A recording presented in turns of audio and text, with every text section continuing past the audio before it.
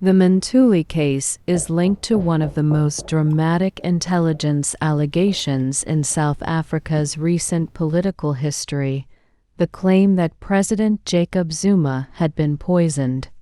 What began as a sensational spy report soon developed into a series of events that exposed serious weaknesses within state institutions and the dangers of relying on unverified intelligence. During a period of political tension within the state security agency, reports emerged alleging that President Zuma had been poisoned by someone close to him.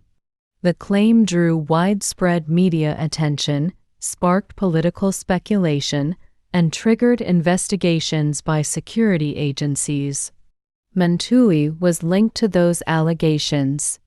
From the outset, the claim was based largely on intelligence reports and internal suspicions rather than tested, admissible evidence. Intelligence is meant to guide investigations, not replace them, and must be verified before it can justify criminal charges. In this case, however, the intelligence appeared to move directly into the criminal justice system without adequate investigation. At the same time, the SSA itself was under scrutiny. Later reviews found that parts of the agency had become politicized and factionalist. It was within this environment of mistrust and internal conflict that the allegation against MaNtuli took shape. Instead of being treated as an intelligence lead requiring verification, the allegation quickly became a criminal case. The Hawks relied heavily on the same untested intelligence, leading to MaNtuli's arrest and detention.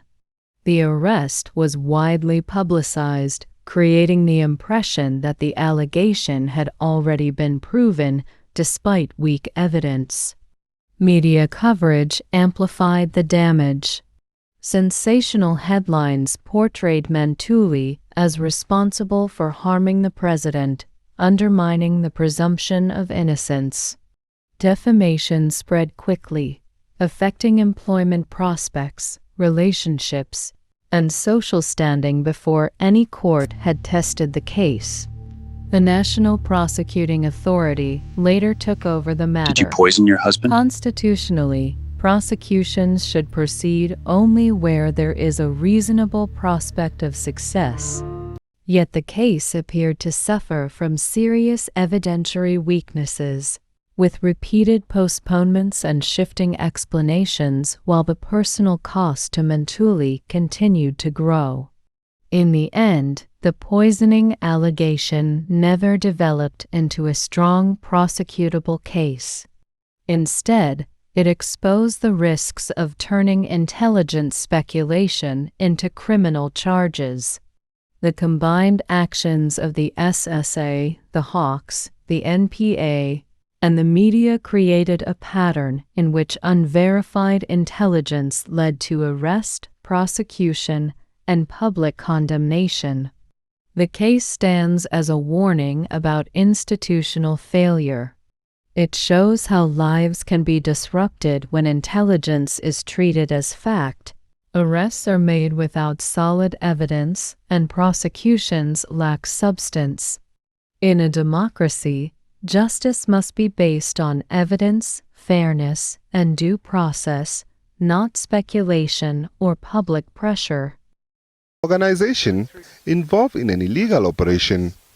Acting Director of the SSA, Loyiso Jafta, revealed information that former President Jacob Zuma's wife, MaNtuli, was taken into custody without due process.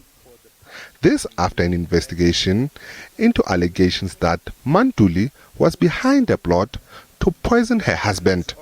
The State Security Agency then was involved in that investigation. In essence, then Mrs. Zuma then was in essence put in the custody of the State Security Agency. In simple terms.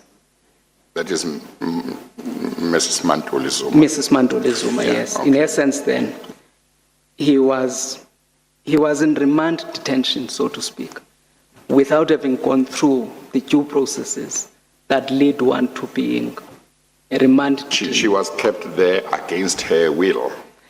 I absolutely believe against her will. That would be quite serious. That would be quite, because then it would be detention. Yes.